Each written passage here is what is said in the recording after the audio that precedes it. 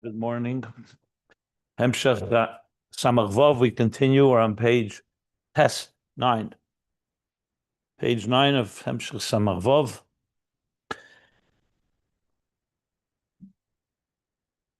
After explaining that the ultimate purpose is not revealing God's potential and God's capacities, we went over now to the reason given in the Zohar, in the language of the Zohar.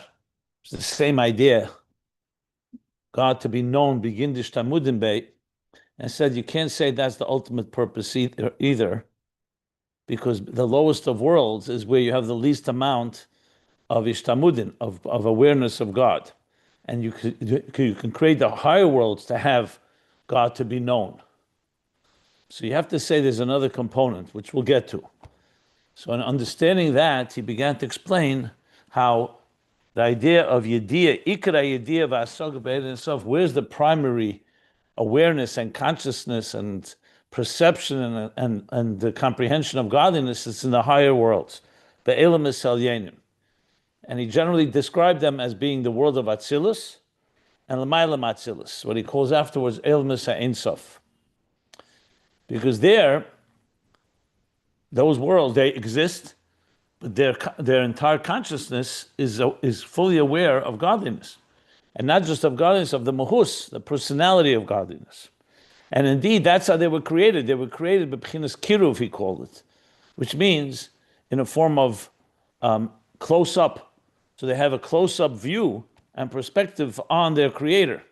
Whereas bria, or biyah, is number one, is already a yesh, and does not have that type of awareness. It's an awareness of the existence of godliness, but not the personality of godliness, because Bria was created in order to be a yesh. So that godliness is concealed to some extent from it. And that's why Atzilus is called Etzle v'Samach, also from the word close, nearby.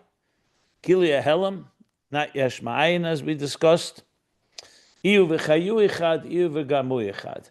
That the energies and containers of Atzilus, though they exist, but are complete vehicles, or you can say completely united with the divine within them.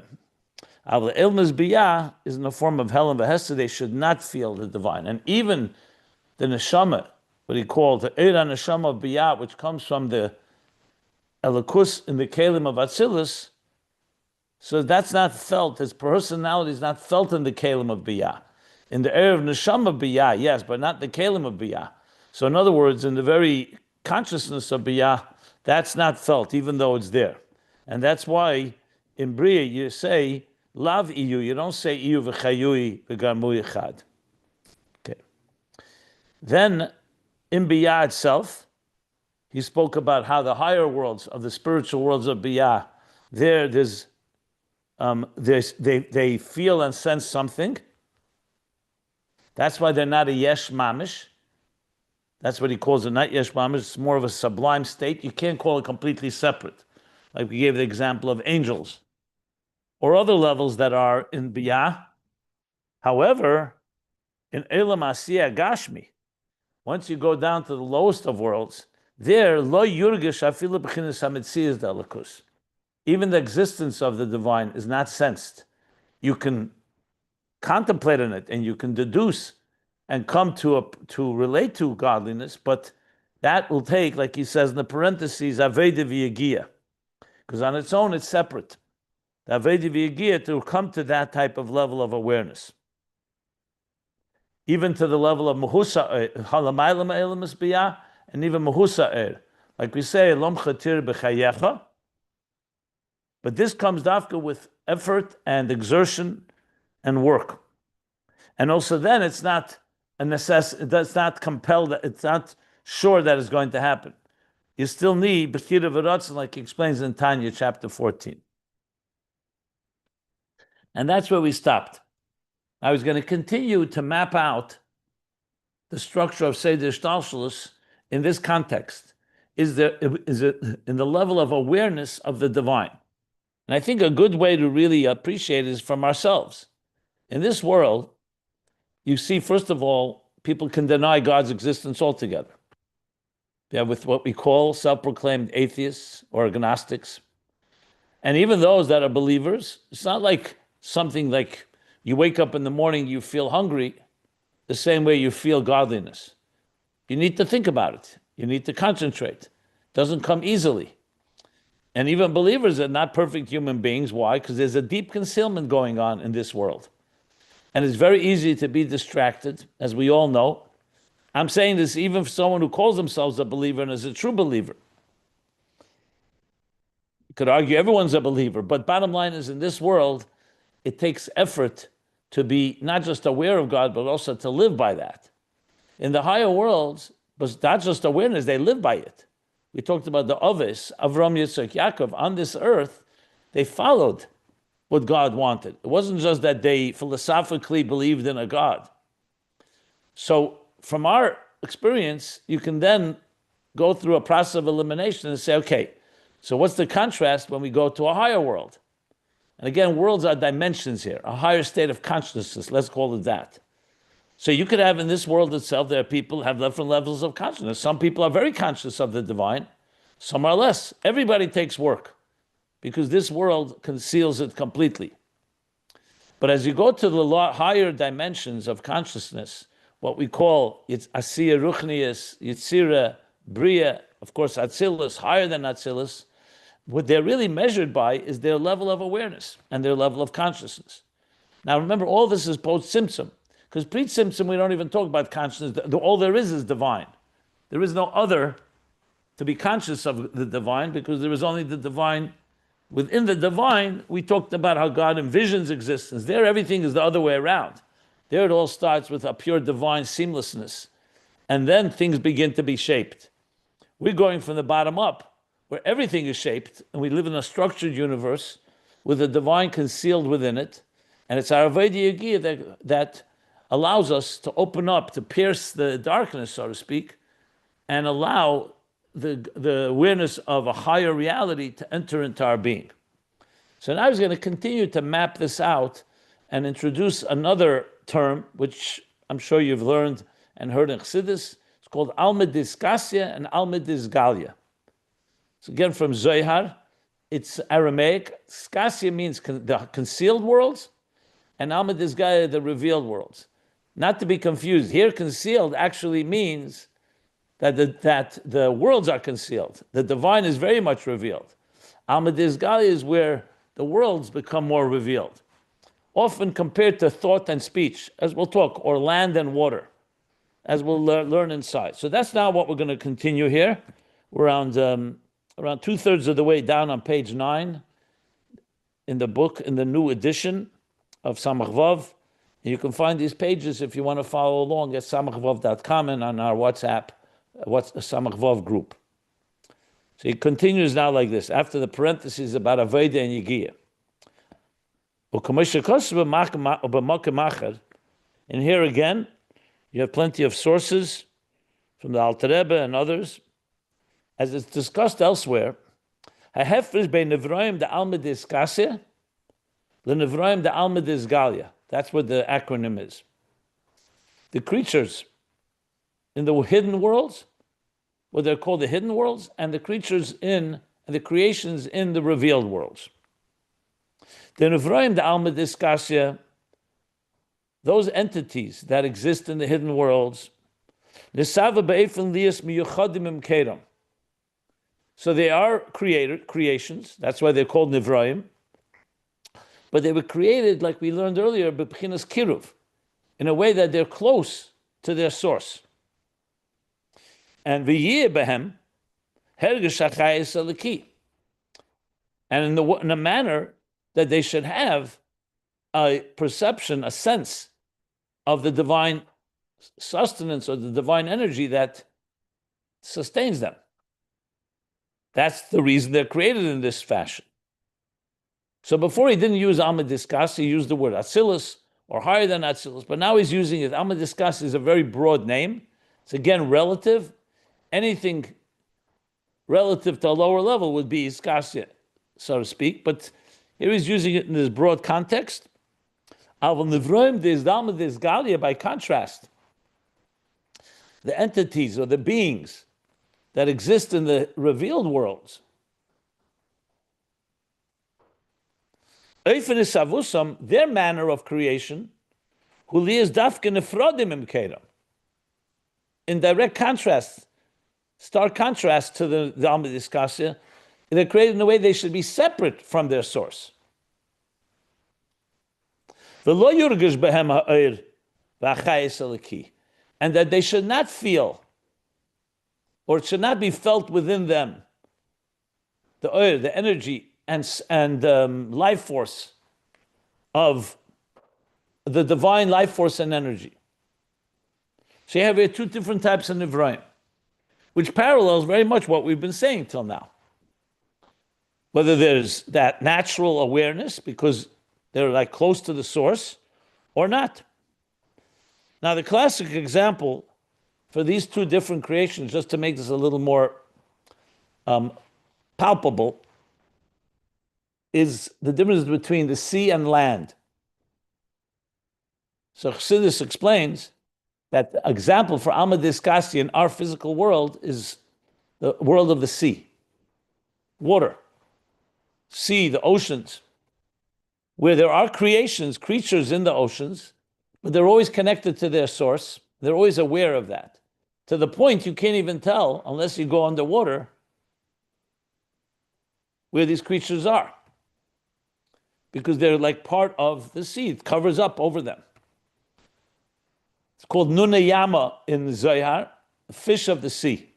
And there are neshamas that are on that level. Then there's the creatures of land. On land, even though we are connected to the oxygen we breathe, but we're not submerged in the source of our lives, of our sustenance. We're separate. You walk this earth, and you're disconnected from the very earth upon which you walk. So this is what Chassidus gives the example for the creations of Alma Discassia, Alma Disgalia. And that's why water and land play such a central role in the Torah. The beginning the world was created, it was all covered in water. Then God separated the higher waters, the lower waters. Water plays in the Mabul. Then later water plays a role in Mitzrayim, the parting of the sea.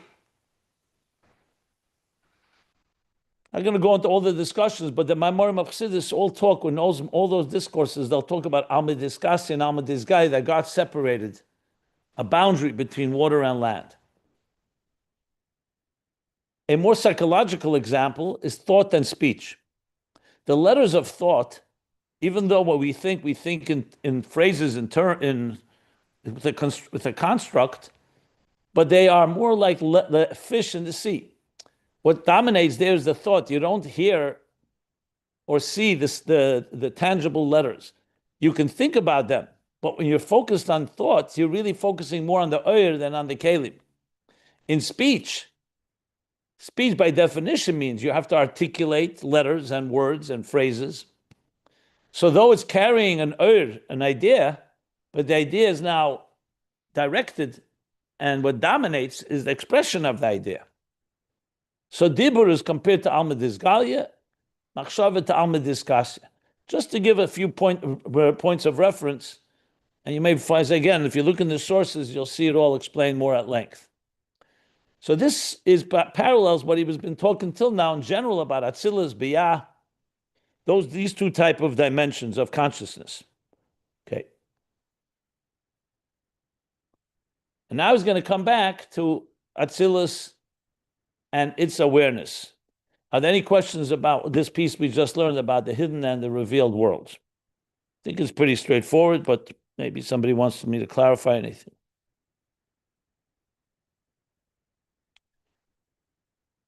So now that we've established the definition of the different states of divine consciousness and awareness, or das, you can call it, ishtamudin, awareness and perception of God, he says, V'im kain. So based on this, where is the true yediyah? I'm using perception, it could also be awareness, it could be the knowing of, however you translate, v'hasoga, and comprehension in godliness, hu be'elam atzilus, hu be'elam es ein sof dafka. He's going back to what he began with. So where's the main place where you know God most? Is in Atzilus, and in the world's higher than Atzilus, because there, even Atzilus is Etzlei v'Samach. They were created in a way that's close to and in touch with their source. And therefore the idea is on that level of the Mahus of Elikus, like we said earlier. The Kachoya Efanis Avusam. So both the level of which they're on, which is awareness of God, and that's the way they were actually created to be that way. It's a key point because he keeps on saying it's not just that there are two states, but the states themselves were created in this fashion. One in the form of kiruv, one in the form of richuk, one in the form of revelation, one in the form of distance. Hainu shenisava b'chinas kiruv. Yeah, he says it clearly. Repeating what we learned earlier. They're created in a close way, like I said, like fish in water. You're close, you relate to your source. What he called earlier, Gileah Helam. Ushiyeh behem b'chinas Gileah Ha'er Davke. And the manner that they should have Gileah Ha'er. So that's their level, they're sublime. Even the Kalim are completely one with godliness. And that's the way they're created, and that's their experience. Ube'emes, he continues now, and in truth, inyan idea be'eren sech shaykh gam kedem shenivra elam, be'kedem shenetzel atzilus se'elyon. Okay, and now we're traveling back. We're traveling back to pre-Tzimtzum. Because before we were talking about Igala Shlemus Sheis Gala Shlemus Kechesov, there we was talking about the pre-Tzimtzum, the desire, Rotzen, before the Rotzen, and so on. But once he started talking about knowing godliness, here he was talking after the Tzimtzum. Atzilus and Elamus Ein Sof after the Tzimtzum. But Be'emes, if you really think about it, this awareness of godliness, even before the creation of existence, and even before Atzilus was emanated, you also have the concept of awareness of godliness. We'll soon see what the point he wants to make is that you don't need to create the whole Seder Shtalshalos going downward, because you have this, if it's only to know God, God should be known, according to the Zohar's words, begin the Shtamudin, even the higher levels know that. So first he established that Atzilus and Elamus Ein Sof. Now he's going even higher. And he brings up proof from the Shalah. Remember earlier on page 7, yeah, he brought a Shalah in that, excuse me, that same Shalah, that same area, page 4, Dav Daled. We talked about Aliyah Saratzen and then Kedem Aliyah Saratzen. So the Shalah, and just a few words about the Shalah. They called the Alter Rebbe Shalah Yid. The Shalah lived in the 17th century. And he was like maybe less than 100 years before the Alter Rebbe and Baal Shem Tov, maybe even less than that. And he was a great sage, a great scholar, lived in Krakow, some of the major cities in Europe, Eastern Europe. At the end of his life, he decided to go make Aliyah to Eretz Yisrael, where he's buried now in Tveria. Shalom, his name was Yitzchak Horowitz. Is it Yitzchak, or I keep confusing Yitzchak or Yeshaya? Not sure, I remember now. Yeshaya. Yeshaya, sorry. Yeshaya Horowitz. He was a Levi. And he was He's buried near the Rambam. Right, in Tveria. And he wrote a classic work. He wrote a lot of works. He has a Siddur Shalah. But one of the works he did was called Shalah. Shalah is Rosh Tevis, is an acronym for Shnei Luchas Habris. So it's we have it usually in 2 volumes now. It's published in several volumes. It's a real classic, very unique.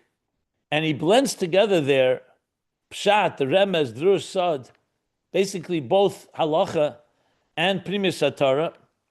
And when it says in the Sharblat of Tanya that the Alter Rebbe is Meluket mi Pisfarim and Pisefrim, so the Sfarim is usually referred to the Maharal of Prague and the Shalah. But it also says the Rabbeim called the Alter Rebbe Shaloyid. And when you learn the Shalah, you could see many seeds of Chassidus Chabad there. Its approach, how he explains things. So Shalah, of course, was a great Baal Halacha, Baal Nigla, a Pesach, but he's also a great Makubal. And he joins them together. This is one of the pre-Chassidus Mukubalim that a lot of Chassidus is based on. Its approach, its examination of how we look at a parsha in the Torah. A lot of fascinating things. In the beginning of the Shalah is a very deep section where he talks a lot about God's creating existence and the dynamics. So when you learn it, it's not quite the language of Chassidus Chabad. Like you're not going to have the word Tzimtzum there and the language of the Arizal, because as I mentioned the other day, the Shalah did not see Kisra Arizal till the end of his life. So he did incorporate it into the Shalah as much as he was able, but you could see that he didn't incorporate it completely, especially in the beginning. So we already quoted the Shalah once, 2 pages back, now again now. So in the Shalah, he says like this, as he's talking about these higher levels of divine awareness. Shalah, Dav Dalet Amud Aleph. It's literally the same page that he quoted earlier. Interesting. 1 second. Yeah. What does he say? He brings a Zohar. Bepirish Maimon HaZohar. In explaining a statement in the Zohar. The Zohar is a Pekudei, Daf Reish Lamed Tes Amud Aleph. So it's volume 2 of Zohar is Pekudei, page 239a. So the Zohar uses this expression. Ein Sof Leikaime Lo Yida. We cannot understand. We can't have das. It's not possible. It's not fathomable would be the right word. Kaima means to kayim, but here he means you can. It's not fathomable or capable of knowing Ein Sof. Dahainu, and this is what he explains. That's koydem alei saratz. When you say Ein Sof, you're referring to koydem alei saratz, because you're talking about a level of Ein Sof where God did not yet, conceptually, a level that precedes him desiring existence. So there's nothing, no shape and form. So it's like Kaimelei Da. Going back to the language that we used 2 pages back, but once it did arise in his desire, when there was once you go to the next level, where now he's consciously desiring existence, there, it arose in his desire to emanate. And we're talking about Atzilus the Klolos, because it's all pre-Tzimtzum. Os kaimeloida. Then we're capable of, it's possible to have some awareness. Now, what does that mean? He's going to explain, but let me just say it in simple English. Obviously, there's no other existence then to be aware, because you don't yet have the creation of existence. It's all within the divine consciousness. But the concept of awareness in Koydem Alei Saratzin is not there yet, because there's nothing to be aware of. Now, there's at least something so-called being shaped, like we learned earlier, like inscribed within God's consciousness. So there's something to talk about, conceptually. So obviously this is very abstract. We're not talking about actually, there's no one there to know. But the idea of Leidah, clearly the Shalah from the Zohar is explaining that this is, and this is pre-Tzimtzum, this is pre-Elam Ein Sof and pre-Atzilus. The Pratis, obviously. So though he didn't use the word Yediyah earlier he used the word Keiches, Esespheres Agnuzis. But remember, one of the Esespheres Agnuzis is also Das. I'm just mentioning that. He's not referring to it. I'm just mentioning it as a fact. So the concept of Yediyah exists in the lower level, and in the contrast to Kedem Alei Sarotz. Vahainu. And what does that mean? Lefisha harotzen hu b'chinas gilui. Once there's a desire, once you're thinking about, let's talk the human example. You're imagining and thinking about and desiring a home, even though you don't have a home yet, but there's something to hold on to. There's some handle here. Again, not for another, but within the divine consciousness itself. Uli is the kvar netzel sham b'chinas atzilas b'koyach, canal.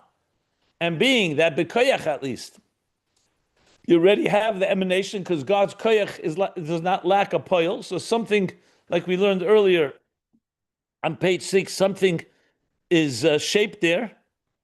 The esosphere is agnosis. You can't call it actual substance, but because God's power doesn't lack the quality of actual, so you already have a b'koyach. That's why we're capable. A yediyah is possible there, which means that after the tzimtzum now, we can talk about it. Even though we can't fully perceive that type of level of divine consciousness, but we can definitely talk about it. We're talking about it right now. That is the level of Alei Saratzin. Before Alei Saratzin, you could also talk about it, but there's no yediyah there because what do you know what? What are you knowing? You just know that there's a divine, seamless energy. That's what he just said now. So what is this adding? Even before the Tzimtzum. One second. What we're adding here now is that in addition to what he said till now about Atzilus and Elamis Ein Sof before Atzilus, the revealed worlds and the hidden worlds, he's now adding that really, like he says, Ube'emes, Yediyah Be'ein Sof is Shayach even before creation and before Atzilus Elyon, before Atzilus actually was emanated. So he's showing us that the Yediyah exists again in the highest levels, and of course this is consistent with the Eitz Chaim, because we learned before that the Eitz Chaim is coming to explain the Zohar. In other words, the Zohar and the Eitz Chaim go hand in hand. The idea of revealing his potential and the idea of him being known is pretty much generally the same concept. So just like there are koiches that he doesn't need, God is complete without revealing those faculties. He's also you can be aware of God, there's yediyah even without existence. So therefore he's going to conclude that you can't say it's the ultimate purpose because there's already yediyah even on those levels. So that is what he's leading to. And we're still going to discuss it. He's going to go now a little more in depth as he talks about, this is pre-Tzimtzum and lachar Tzimtzum. I would read a few more lines before I take any questions. Just simply, let me just finish the paragraph. It's 3 more lines. Then we'll stop for questions. He says, Omnom, v'omnom. This is pre-creation, pre-Tzimtzum. V'omnom gam la'acharat Tzimtzum. And now, however, also after the Tzimtzum, Mashin is Galilee is bechinis yediyah v'gili eir. Like we just discussed earlier about Atzilus and so on, these higher worlds, the fact that it's revealed to have awareness or perception and a gili eir, and a zeu be'elam yenim dafke. That's dafke in the elam yenim. Ba'atzilus, ulamayla ma'atzilus. So he's going back to what he said before. He just added now that we're also having before the Tzimtzum. But even after the Tzimtzum, the primary place of Yediyah is in the higher worlds, in Atzilus and higher than Atzilus. Next page 10. Ava be'elam is biyah, but the worlds of biyah. V'kolshkem be'elam atachten. And certainly in the lowest world, which is elam asiyah gashmi, like we discussed, einem me'er gili ein sof. There does not radiate, illuminate the revelation of Ein Sof, but Adarabe, and on the contrary, Kol Hisavusam Alidei Hester Eir Dafke. The entire creation of the lower worlds of Biyah, and especially Elam Atachten, the lowest world, is specifically and explicitly through concealment, through covering up the light. It's the exact opposite of revelation. Ki'im Leidus Hashem. The only way you come to Leidus Hashem, to know God in the lower world, it does not come natural because it was concealed, but through Aveda and Yegiya Dafke, when you have effort, work, exertion, our Aveda, like he explained in the parentheses on page 9, then you can arrive at it. So there you have the contrast. So generally speaking, real Yediyah and Elikus is Natzilus and higher than Natzilus. In truth, it's even higher than that. That's what he added. But even after the Tzimtzum, it's primarily in the higher worlds, with the lower worlds being concealed, and the only way to access it is through Aveda and Yegiyah. And we'll soon see how this is going to build up to say, you cannot therefore say that awareness of the divine is the ultimate purpose, because awareness of the divine, you don't need the lowest of worlds. And on the contrary, awareness of the divine is much higher in the higher worlds. We'll get there, but I just wanted to make sure you understand where this is flowing toward. But it's a slow buildup. And with that, he ends this paragraph. And I'll stop here for any questions. You mentioned before that after the Tzimtzum, but even before the Tzimtzum, by Alois Harotzen, there is already a Shaychas.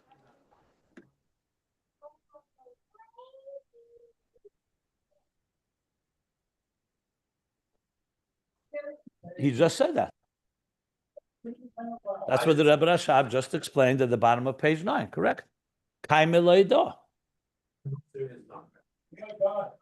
Okay. You're asking something, you're just repeating No, what no, we no. just read. I thought that you're saying after the Tzimtzum, but even We before just read a whole piece here about this. He just said, "Be'emes." Yeah. Are there any other questions?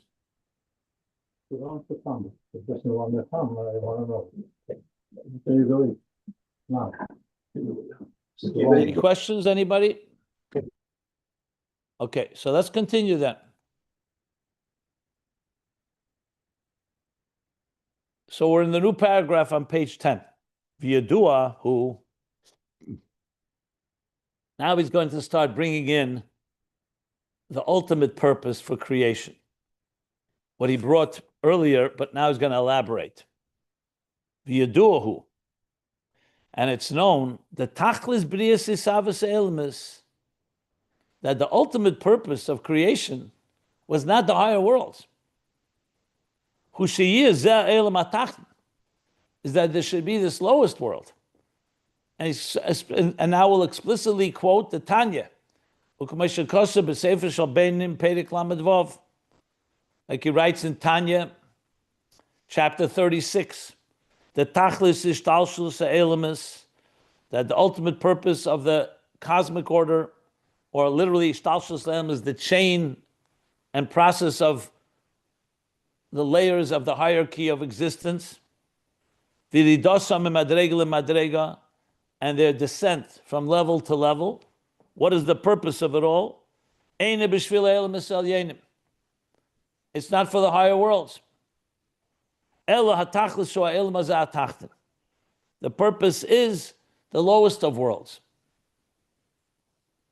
So if you contrast that with the Eitz Chaim and the Zohar, they don't talk about the lowest of worlds. They say creation came to reveal God's capacities, or in the words of the Zohar, that he should be known.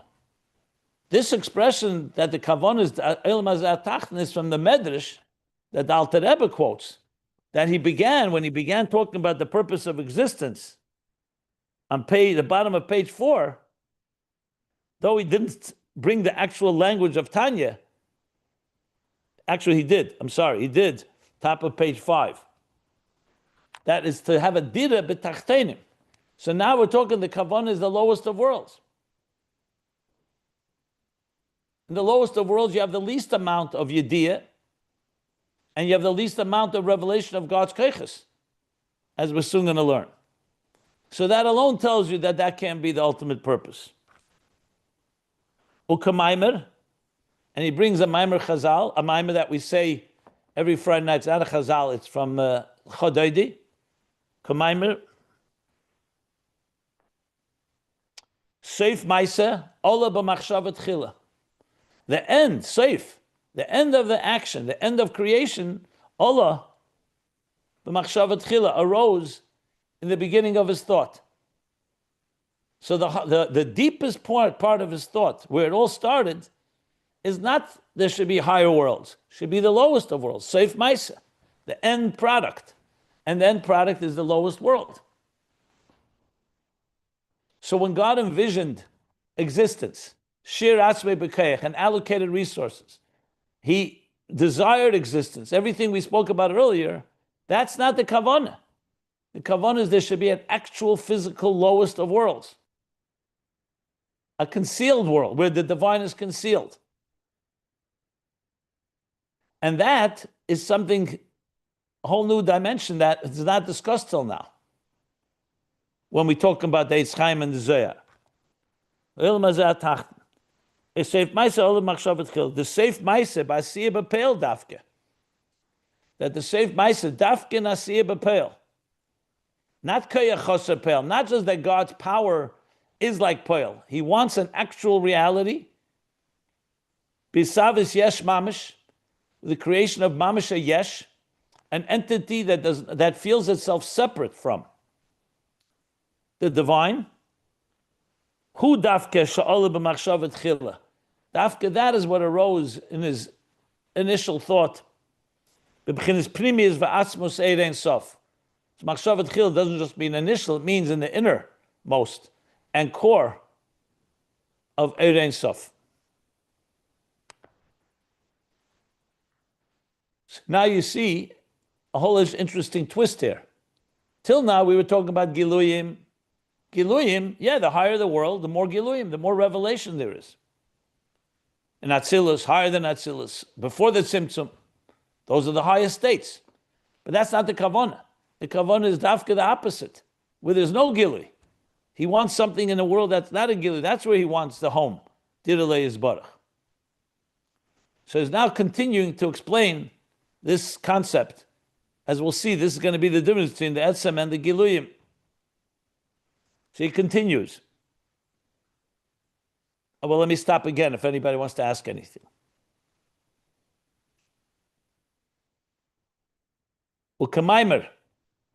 It's going to bring now Maimer Chazal. That makes this point as well. What does it say? The Gemara Chagiga asked the question, what preceded which? Which preceded which? Was Shemayim created first, heaven, or Eretz, land? So in the Pasuk it says, Bereshis bara Elokim es Shemayim v'Eretz. And yet that question is asked. So he says, Kamayim, Eretz kodma l'Shemayim. There's a certain aspect, the land, earth, meaning Eretz was created before heaven. Not necessarily in the order of creation, as we'll see, but in the purpose of creation. Because v'hainu b'machshava. That means b'machshava. Because even though heaven technically came first, but the purpose was not heaven, the purpose was earth. So in the mind of God, so to speak, in the plan, the earth precedes heaven.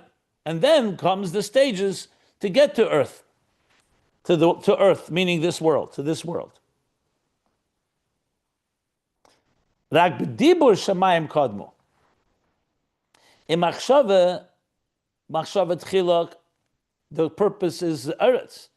But in dibur, in actual speaking, when God began the actual process of building the home, or building the world, I should say, he began by first talking about shamayim. Bereshis bara Elokim es hashamayim ve'es ha'aretz. Because that's the order of creation, the Seder Ishtalshlus, and the cosmic order of the process and the hierarchy of all the levels of existence. When you build, you start building first heaven, then earth. But in the intention and the purpose, earth precedes heaven. Why is that the case that you start with Shamayim? In order for there to be an actual yesh, an actual substantial existing entity, basiyah b'peil, that an actual reality, not just in potential. To recreate such a yesh, you need to have a complete concealment and covering of the light. First, you need to create heaven, which is what? Shehein Elamis HaRuchnim. That refers to the spiritual worlds, like we learned earlier. Atzilas, Bri, Yitzir, Asir, Ruchnim, and higher. V'nichlal b'zeh klal ishtalshlus. And in these spiritual worlds are included the whole ishtalshlus.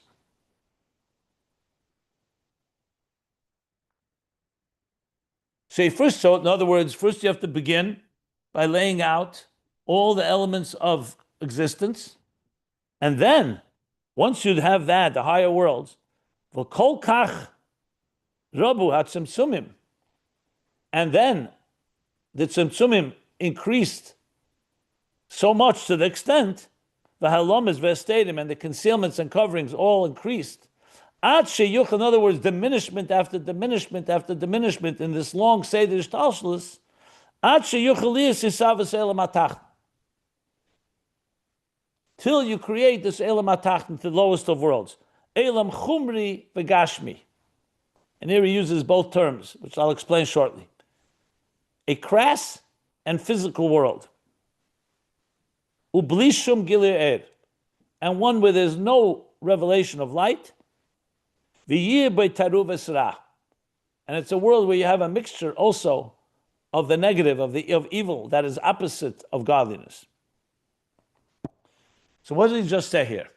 He said the kavanah is this lowest of worlds, but to get there in an organized plan, like we've discussed many times, you don't jump. First, you create more spiritual, higher states. Then you begin diminishing it until you get to the final product.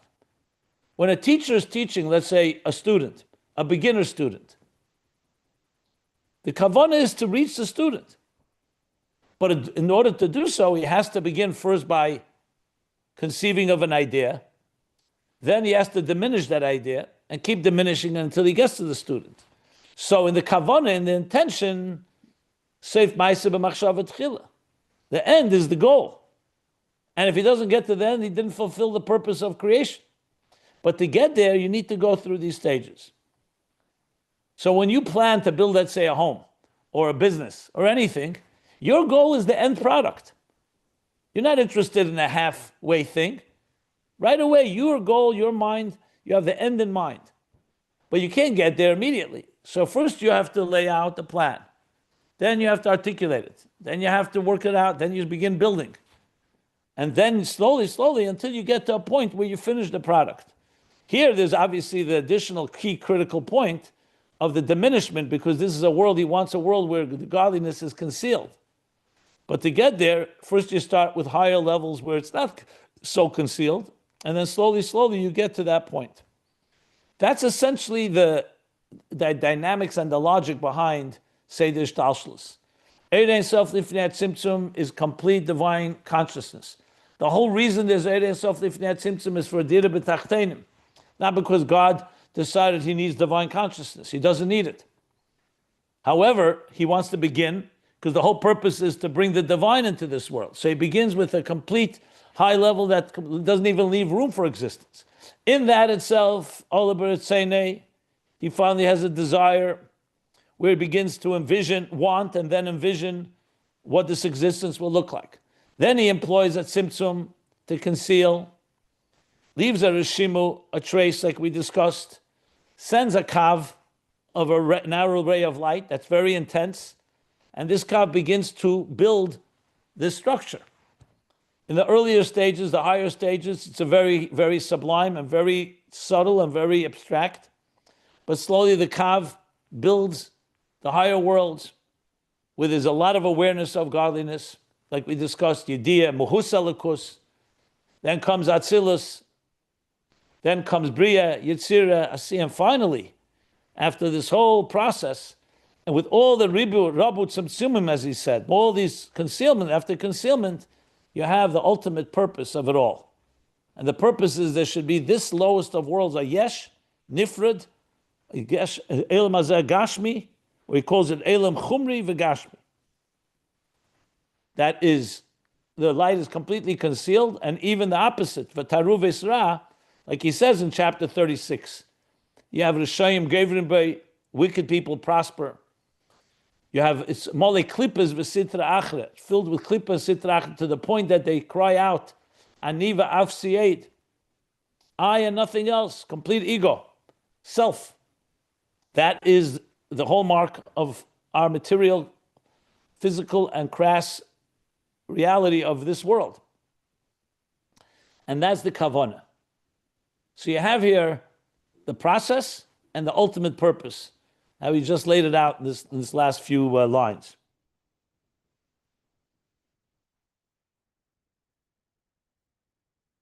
Now let me just add what Chumri and Gashmi is, and I'm happy to take questions if you want, but I would probably be good to see what this leads into. The next paragraph is the key to this whole section. So let me just say, Chumri and Gashmi. Gashmi means physical. Chumri means crass or coarse. So in Tanya, when he talks about the gradations, the concealment after concealment, ultimately first comes Gashmi. First you need a physical reality. Then in Geshem itself, Chaymer means it's more than just physical, it's also crass. It's grub. Chaymer means sometimes grub. So even though the word Chaymer itself means body, like Chaymer and Surah, body and soul, or form and function, however, there's different ways to translate it. But when you speak about Gashmi and Chumri, Chumri is more grub and more crass than Gashmi. Sometimes it says that before Chet Tzadas, the world was a Gashmi, and Chet Tzadas introduced Chumrius. Chumrius is when not just that there's the concealment of the divine, but we act on it, and we become more, let's call it, I don't want to use the word ugly, but we become more detached than we were in the first place.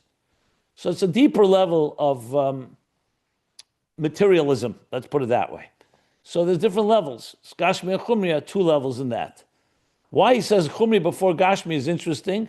Usually it's the other way around. I need to think about that, whether he means something else here, or maybe he's hinting to something, or maybe he's talking right away. The Kavanah is ultimately also Chumri. I don't know why he says Chumri before Gashmi, but he does say it that way. If you don't mind, I'm going to read a few more lines. I think it'll be helpful, and then we'll stop for questions. So now he concludes. Now that we've established this process, this ultimate purpose, tachlis hakavana elam hazeh atachten, u'ma'achesh tachlis hakavana u'bisavas elam atachten dafke. Now that we've established that the ultimate purpose is the creation of the lowest world, dafke. So you cannot say that the kavanah is only in order for him to be known. The kavanah zu, because that intention for him to be known, nishlemes be'elam esalyenim dafka. That's really fulfilled in the higher world more than in this world. So if the reason would be simply for awareness of God, create Atzilus, or higher than Atzilus, and there's plenty of awareness of God there. If that's the kavan, ultimate kavan. Didn't have to go ahead and create such a world that's so concealed. So you have to say there's something more going on than just being aware of God. Yes, of course he wants us to be aware of God in this world as well. But you don't need this world for awareness. You have awareness on higher levels. You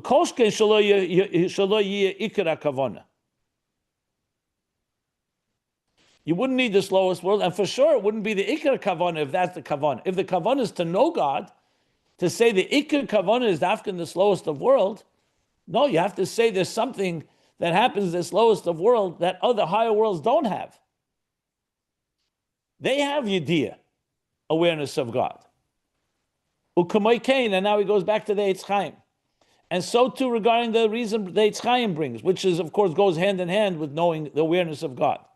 And you can't say that the cause for creation, that we have to say that has to happen because God's shlemus, like he said in Eitz Chaim, that he should be complete in his actions, meaning actualizing all his capacity. You can't say that either. Why? The shlemus same idea.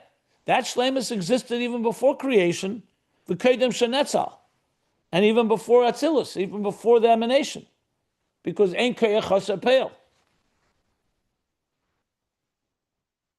The Kolshken, and for sure, Shaya Maspik B'Yisavas Elam Esalyenim. And in order to fulfill that, if you really need something, it's enough to have the higher worlds. There you're also actualizing the potential. Same thing. What do you need the lowest of worlds in order to do that? So there you see he brings together both these reasons, which he already said is more or less the same, and explained how they cannot be the ultimate purpose. They do have a purpose, and we've discussed that purpose. I mentioned it already, Giluyim. but not in the etzem and not in the kavana, ultimate kavana, because the ultimate kavana requires the lowest of worlds, where there's the least amount of gili initially, without a aveda, of course, and the least amount of actualizing the potential. Because, well, I don't want to say the least amount, that I can't say that, but you already have that in the higher worlds. So this is how all this was a buildup that began when he started talking about the other reasons on page 6 and 7, and now tying it all together. Now he's going to go on to explain, so what is Daka the purpose? So what is exactly achieved in this world that's not achieved in the higher worlds? That's going to be the next section here. You see it all coming together as establishing the purpose of existence, the ultimate purpose. Okay, here I will stop for questions, if there are any.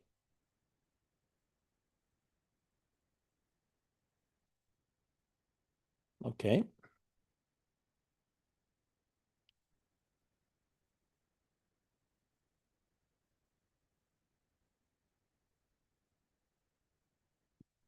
Okay.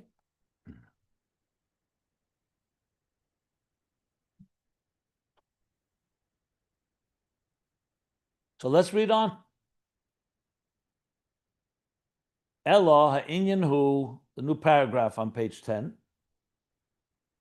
Okay, now that we've established that it's not, you can't say the ultimate purpose is for him to be known and for the shlemus of his koiches being expressed.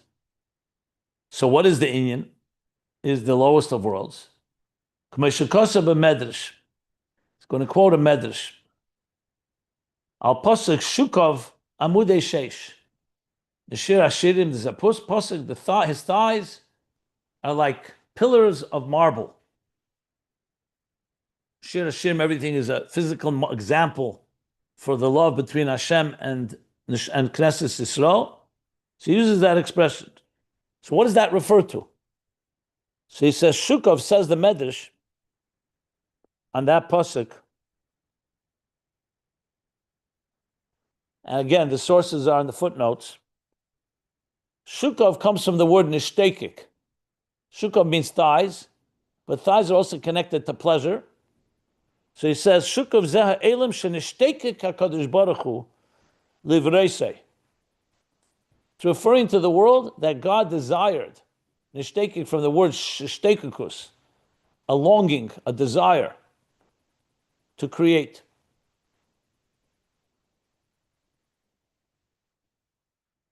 Shezeu mitzad hatshuka levad, which is an interesting word.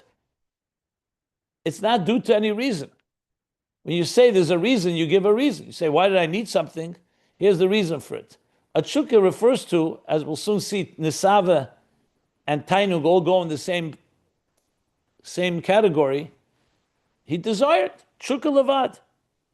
Lo mitzad ha'hechra chas v'shalom. Not because he has to, he desires to. B'shvil ha'shleimus. Not because he has to for any shleimus, because God is not lacking anything like we just learned about legal shleimus kechesav. He doesn't need it for any shleimus. So what is he doing it for? That shukah desire. V'loi begin d'ishtamudin bei. Bringing both reasons, the Eitz Chaim and the Zohar, and not in order for him to be known. He doesn't need that either. Those are all reasons that make sense. But from God's point of view, he doesn't need them.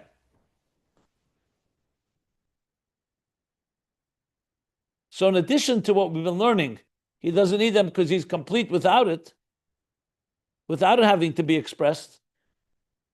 This is in addition to what he said before, that those reasons are already fulfilled in the higher worlds. So you definitely don't need Elam Hazah Tachtim for that. But now he's also adding that God is Shlemus, like he said about Shlemus Kechesov. The Mefarish Be'etz Chaim, the Rebbe Rashab is adding now, the Eitz Chaim explains the Zohar that he should be known, even though the Zohar doesn't say it's Mitzad Shlemus, but the Eitz Chaim says Shezeu Gamke Mitzad HaShlemus. That the idea of him being known is also for the Shlemus. That it's like when a person has a lot of qualities and there's no PR and nobody knows about it, it's lacking something. So begin the shtamud, and what is the advantage of that? That God is being known. It's like God's PR, if you wish. But God doesn't need such a shlemus. So you can't say it's the ultimate purpose, because that would mean that there's some need, and there's no such need. So what he's introducing now is a critical piece that needs to be explained well, and we're going to learn it now in this whole paragraph. Why it's called Nesava Kadosh Baruch Hu, why God desires it. Why doesn't it say Nisratza, God willed it? We used the word Ratzon before. Why Taiva? Or in this word Shukov, Nishtekik.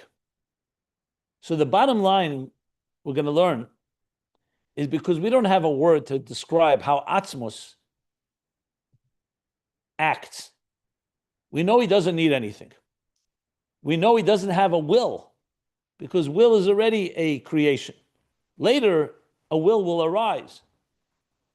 So we're talking about a built-in Metzias Nimtza that does not exist like in anything else that exists, that is completely self-contained. Metziusim Atzmusei means his existence comes from his own reality. Mechuyev HaMetzias, he must exist, is the only true reality. So why is there anything happening altogether? Whenever something happens, you always say there must be a reason.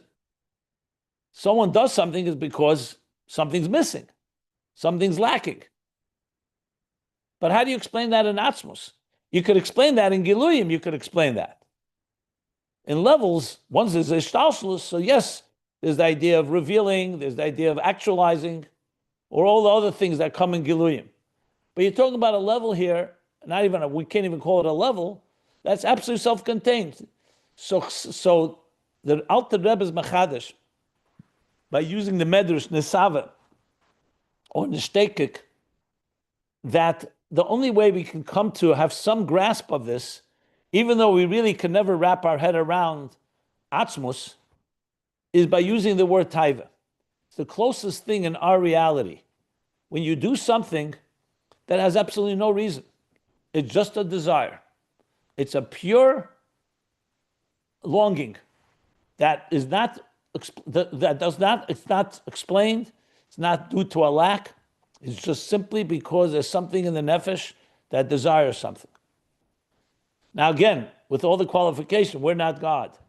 So obviously our taiva and God's taiva are not exactly the same. But again, Dibra Torah b'loshen b'nei Adam. Torah is trying to give us, is there any example of something that is not filling a need? Now there's a whole sikha from the Rebbe that he delivered in 1964. And it's printed today in Likutei Sichos, volume 6. The second sikha on Shmois. It's one of the most, when we start in yeshiva, it's one of the first sikhas you learn, one of the most fundamental sikhas in the Rebbe's, all the Rebbe's talks. It's based really on Samach Vav and Tovshin Beis. Frierdiker Rebbe discusses this as well in his Hemshech, Rosh Hashanah Tovshin Beis, which is 1942 or 41, based on the Samach Vav, which in turn is based on a Maimer from the Samach Tzedek.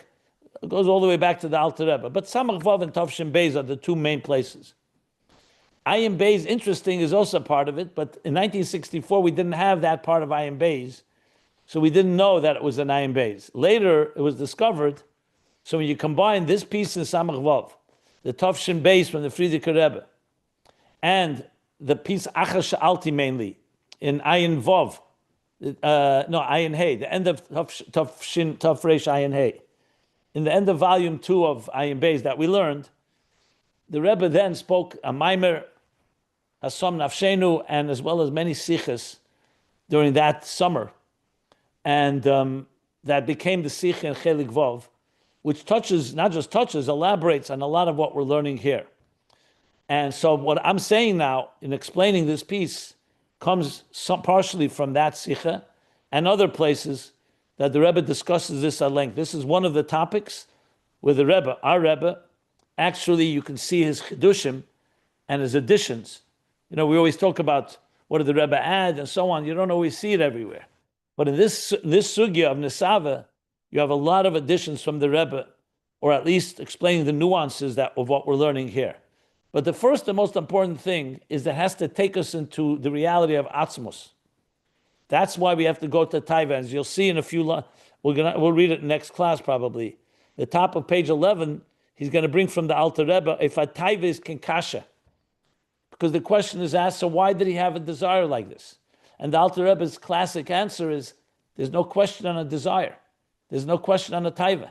You can't ask such a question. That means it's beyond question. Meaning, you're not even yet in the world of logic where you could say, it's not logical. Why is he desiring it? Just he has nothing to do? Just happens to have a desire? By humans, you can say that. So there you have to say something, the atzmius of atzmus desired, and the only way we can express it with some semblance of trying to understand something that's not understandable is the way Chassidus puts it. What he desired, we know. But why? We do not know, because a taiva nishtak in kasha is higher than questions. So when you're talking about the other reasons, there you could ask a question. Why is God revealing his faculties? Because it adds something to those levels, not to atzmos. And the same thing begin the shtamudin. Yes, it's a very nice thing that Natsilis, you could become aware of God. But to say that's the ultimate purpose, you can't say that for two reasons. Number one, he created the lowest of worlds, where the knowledge and awareness of God is much less, is almost non-existent, like in Atzilus. So if for that reason he could have only created Atzilus or higher. And the second, because Atzmus is complete. He doesn't need to be known, and he doesn't need to be expressed as faculties. So what are we left with? We're left with an Atzmus that does not have a logic. This doesn't mean it's illogical. It means it's supra-rational. It's not defined by logic, and yet it's what he desired. That's what he wants. And we will never understand why. And it's even more important, as the Rebbe emphasizes, it's not even coming to fill a void. Because usually people think Dira b'tachteina means, okay, it's a great pleasure that in a world that is so dark, that is so devoid of godliness, God says, I have now a home in the most hostile of environments. Sounds like a tremendous achievement. He makes it very clear in that sikha, based on what he says here. No, that's not the case. An achievement already suggests that something's lacking before that achievement. And you can't say something is lacking, which is why there's so much pushback when it comes, anyone says God needs us or God needs. There is no need. It's not because of need. It's because of want. And the want is because of this taiva, this nishtekik.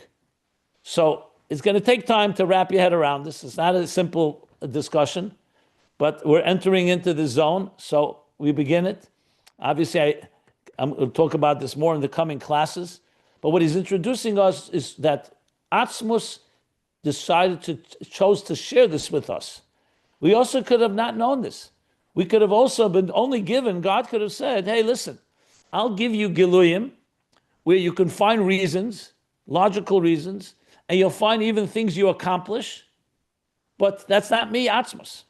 You want a relationship with me, Atzmus, I'm giving you the relationship. The relationship is Nesava. It's because I'm Nesava. And the Sikha of the Rebbe is worthwhile learning. Maybe I'll even read it inside, parts of it at least, just to drive this point home. But first we'll finish this section in Samach Vav, then maybe we'll read that Sikha, because it could help explain quite a few things. So I just entered into this. It's just the beginning of a longer discussion, but I wanted to begin, so we began. And we're going to talk about this, and we're going to elaborate. So if you don't get it right away, it's fine. Be patient. Slowly, slowly, we'll get there. Okay, I'm going to stop here. Any questions? And, yeah, please.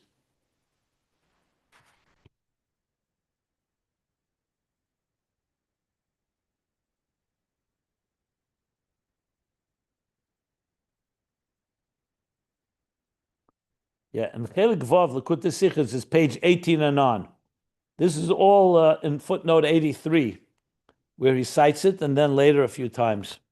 Even here he says, Likutei Sichos Shabbat 84. 83, 84. Yeah. Okay. No questions. Interesting. Good. Rabbi, is it just a conclusion that we cannot ask questions on God's desire, even though logically, for human desires, we can ask questions and we can find reasons. You know, it. Remember the very word reason, question, answer is a creation that God created. Okay. So you have to say there's a level that precedes questions and answers and logic and reason. All that was chosen by God. So any reason you're going to give for anything is only after God already chose to create a reason. So if you're talking about Atzmus, if you don't want to talk about Atzmus, you can talk about reasons. But if you want to talk about Atzmus, you're preceding the very existence of concept of reason. Okay. That's essentially what he's saying. That's why we call it taiva. You see what I'm saying? Okay. It's a lot to think about. It's yeah. I told you, I'm just getting started with this. We're just getting started with this. I love it. Thank you. Let me put it this way. You want a relationship with Atzmus, you can't stay in your own parameters. Remember what Hashem says to Moshe, no one can see me and live. If you want to see me, you're going to have to figure out new ways of thinking. We are people of reason. We love reasons. We want explanations. You're going to have to get comfortable with not just with paradox, but with the fact that a paradox is not even a paradox. Remember that. It's one thing, okay, it's a paradox, I'll accept it. But come to a point where there's no paradox, because in Atzmus there's no paradoxes. So wrap your head around that. So how do human beings like us with reason and logic come to a place like that? Now, these are the deepest levels of mystical experiences. I mean, lahavdil, I don't want to quote any other sources, but lahavdil, in other schools of thought, they talk about this. But I was once teaching a group of people who are very steeped into Buddhism. And I was teaching them some of these concepts. They were blown away, actually, because they are familiar with it in Far Eastern mysticism. But what they were not familiar with, that very reality that's beyond paradoxes actually manifests in a world of reason. In other words, we human beings don't have to disappear and become annihilated to get there. That's the biggest chiddush of all. It's one thing if we divest ourselves and completely suspend our minds, our beings, total bittul. Okay, so now we enter into God's domain. But is it possible for us to remain who we are and enter there? That sounds like the ultimate paradox. That's even beyond paradox. That's like saying it's a paradox and it's not a paradox. So that's really where Samach Vav ultimately gets to. And we're going to discuss this at length, both here and especially later in the Hemshech. So you could, fasten your seatbelts. This is going to be quite a journey. In some ways, as I said, we learned this first before some Ayin Beis. So even though Ayin Beis is quite a journey and touches upon some of these things, but remember, Ayin Beis is relying on ideas that were established in Samach Vav that we're learning now. So preferably, it would have been good to start with Samach Vav, go to Ayin Beis, but so be it. But these ideas are absolutely fundamental in the ultimate interface, if you wish, between Atzmus and us. And you'll understand Ayin Beis on a whole different level as well, because remember, Ayin Beis is about Keser and that connection and integration between Elikus and existence. So I hope it's quite exciting and quite fascinating, but it's going to be a journey. But get ready. So you'll suspend certain parts of yourself and you're going to discover new dimensions of your own existence you probably never could have imagined. How's Very that? beautiful. Amazing. Very beautiful. Rabbi, before you... And that's why we should welcome it most. So if you don't understand it, know that that's great news. That means that you're getting out of your comfort zone. Beautiful. Before you turn off... I'm sorry. Can you hear me? I'm not turning off. I just wanted to... I'm excited even by saying that. Imagine for those of us who did take the Ayin Beis class and got the answer in Yisava Kadosh Baruch Hu, but we never really well, we didn't delve into it like we're going to here. It's Yeah. very exciting. Yeah. Before you turn off the recording, I just had a couple of housekeeping issues. So let me just say this before you say that, 1 second. So we're going to stop here. Where are we here? At the bottom of page, more or less closer to the bottom of page 10, and go for it, please. Thank you. So first, what if whether we're gonna the class if we're gonna I assume we're gonna have class tomorrow, and then what is it gonna be at 6:30, or can we do it at 7 because it's a national holiday? What are your and then I think this is from someone who asked in Holidays the chat. tomorrow or Friday? When is Thanksgiving? Tomorrow? Thursday, tomorrow. And then I think you're it's going up to away you guys. for 10 You want to days. start at 10? We can start at 10. I think it would be nice to start at 10. Does anybody object to that? Okay. 10. Yeah, no I'll post a notice. And then the same fellow asked, I think you're Friday, there's no class and you're away for 10 days because you're traveling a lot, correct? Yeah, I'll be traveling. Yeah, I'll be traveling all the way till I won't be back till Thursday, 2 weeks from tomorrow. Right. So long gap after tomorrow. And that brings me to my other point, which is now I lost it, of course. I guess I'm going to have to. Well, the question is whether I can teach it from Palm Beach. I have to see. I don't get my schedule yet. That's one question, whether we could fit in some classes next week. Obviously, travel days when I'm literally in the air, I can't. But maybe I'll let you know. That's just adding. Maybe that's what you want to say, but go ahead. Yeah, no, just one more announcement. Give me a second here. About Hanukkah? Yeah, exactly. This is a time of year when Rabbi Jacobson, his organization, the Meaningful Life Center, tries to raise funds because for its own operations, because the bills have to get paid, and then these classes are free. We don't have to pay anything for it, and so in years past, there was a major fundraising where it was a massive effort to raise for, because he has a number of employees, but because of the war, he really hasn't been the war in Israel hasn't really been having his massive fundraisers for a couple of years now. But still, we have a once or twice a year isolated time to try to raise a little bit of money for the operations of Rabbi Jacobson's organization, the Meaningful Life Center. So now there's a time here with Hanukkah. They have a Hanukkah campaign because Rabbi Jacobson gives a mini lecture for each night of Hanukkah, 8 lights for 8 nights.